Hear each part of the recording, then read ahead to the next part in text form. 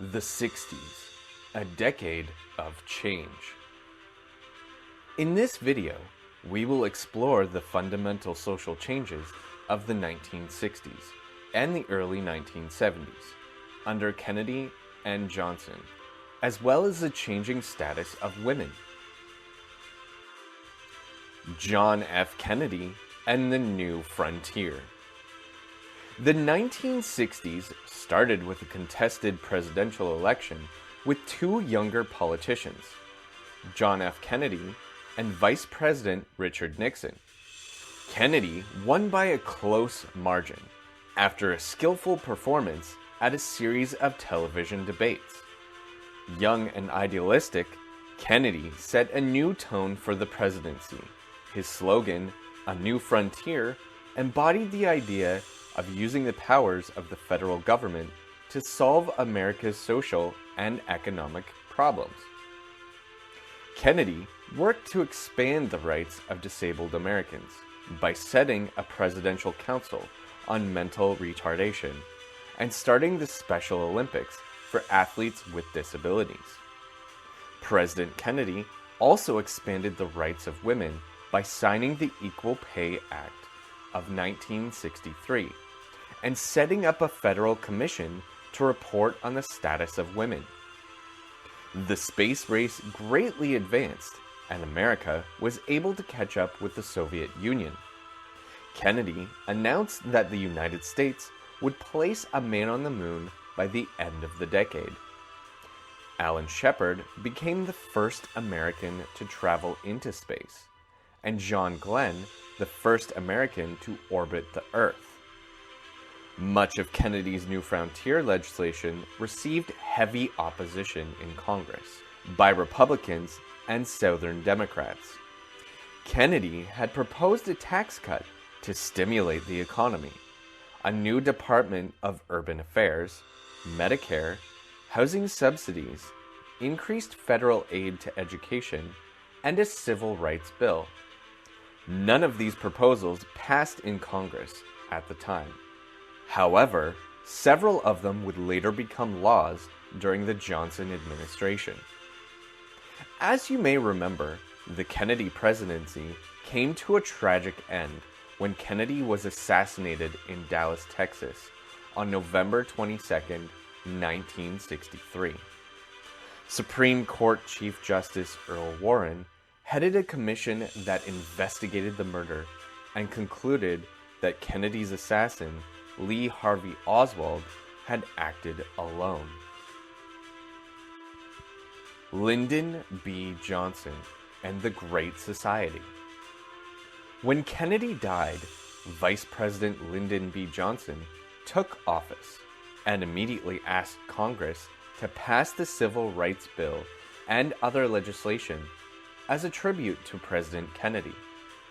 Johnson called for a war on poverty and pushed the Economic Opportunity Act of 1964, which established important social programs, among them the Job Corps, a program to train underprivileged youth, and VISTA, which stands for Volunteers in Service to America, a domestic Peace Corps of volunteers performing services in depressed areas. In the election of 1964, Johnson faced Barry Goldwater, a conservative politician from Arizona, winning by a landslide and picking up both houses of Congress as well. With the election, Johnson felt confident to propose a more ambitious and comprehensive social legislative agenda. In January 1965, Johnson introduced his Great Society programs, which were aimed at creating an egalitarian society with opportunity for all Americans. The Elementary and Secondary Education Act gave over $1 billion to school districts, while the Higher Education Act provided funds for scholarships and created a national teacher corps.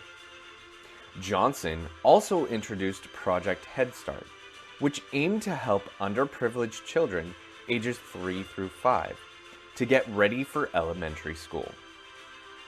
All federal aid to education was conditional on the desegregation of schools. Johnson also introduced Medicare and Medicaid. Medicare provides hospital insurance and inexpensive health insurance to those over 65 years of age. Medicaid, on the other hand, provides health benefits to certain people with low income, including children, pregnant women, elderly people living in nursing homes, and people with disabilities. Aid was also extended to American cities. The Housing and Urban Development Act created a new cabinet post and a series of programs aimed at improving urban conditions, slum clearance, rent subsidies for the poor, and reconstruction of dilapidated buildings. Equally important were the efforts to bring economic development and jobs to Appalachia, one of the poorest regions of the country, extending from southern New York to Mississippi, with its center in West Virginia. Other programs include the National Foundation of the Arts and Humanities, as well as the creation of public television, PBS. Johnson introduced regulations to reduce smog and water pollution, raised the minimum wage, and increased expenditures for the space program. Unfortunately, not all of the programs were effective.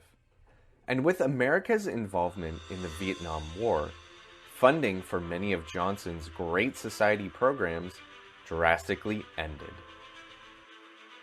The Warren Court. The U.S. Supreme Court under Chief Justice Earl Warren not only asserted the right of African Americans, but also expanded the rights of all Americans. Free speech was extended to members of the Communist Party in the case Yates versus the United States. Meanwhile, freedom of religion was protected in Engel versus Vitale, which outlawed the use of prayer in public schools as a violation of the First Amendment. The court also corrected the underrepresentation of urban areas in state legislatures in Baker versus Carr, which ordered states to redraw districts based on the principle of one man, one vote. The rights of the accused were also expanded. In Gideon versus Wainwright, the court held that the government must provide a lawyer to anyone accused of a felony who cannot afford one. In Miranda versus Arizona, the court determined that evidence obtained by the police could not be used in court unless the suspect had been informed of his constitutional rights to remain silent, have an attorney present during questioning, and have an attorney provided in case the suspect could not afford one. These rights are now known as the Miranda rights. The changing status of women. Another important development was the women's liberation movement. While the early women's rights movement had concentrated on achieving voting and political rights for women, the new movement focused on achieving economic and social equality between women and men. President Kennedy's Commission on the Status of Women, headed by Eleanor Roosevelt, showed the widespread gender discrimination in America. Women generally held lower-level jobs and did not receive equal pay. With the baby boom of the post-war era, many women fulfilled traditional roles as wives and mothers. Educated middle-class women, however, wanted to liberate themselves from these traditional roles and to express themselves in careers outside the home, just like men did. In 1963, Betty Friedan published her book, The Feminine Mystique, voicing the resentment of many educated women who desired a career but were trapped in traditional roles. The civil rights movement inspired women to fight for equality, and in 1966, the National Organization for Women, NOW, was organized. American feminist leader Gloria Steinem also founded the Miss magazine to discuss women's issues openly. The women liberation movement was complemented with the sexual revolution of the 1960s. People became more open about sex. Sex education began to be taught in schools, and the birth control pill became widely available. These factors gave women more freedom and helped break down traditional roles. Accomplishments of the feminist movement. Feminists wanted to end discrimination in education and employment. The Equal Opportunity in Education Act, or Title IX, required schools and universities to stop discrimination against women. Many schools became co-ed. The Equal Pay Act required equal pay regardless of gender, while the Civil Rights Act prohibited discrimination in hiring. Women also benefited from affirmative action, increasing the number of women participating in education and government programs, as well as many careers that had previously been exclusive to men. Companies also provided maternity leave and daycare to women workers. Another important goal of the feminist movement was to reshape popular attitudes towards women. They fought discrimination in language, pop culture, and private homes. Furthermore, feminists lobbied for funds to research breast cancer and to prevent social problems affecting women, such as rape or domestic violence. Men were urged to share domestic duties with women, like cooking or cleaning. The movement certainly brought significant changes to American society, as men became more aware of their responsibilities at home, while women assumed greater responsibility in the workplace. The Equal Rights Amendment. One failure of the women's liberation movement was its inability to secure the passage of the Equal Rights Amendment, ERA. The constitutional amendment that would guarantee equality between men and women had finally been approved in both houses of Congress in 1972. States had 7 years to ratify the amendment, and ratification from 3/4 of states was needed for it to become part of the U.S. Constitution.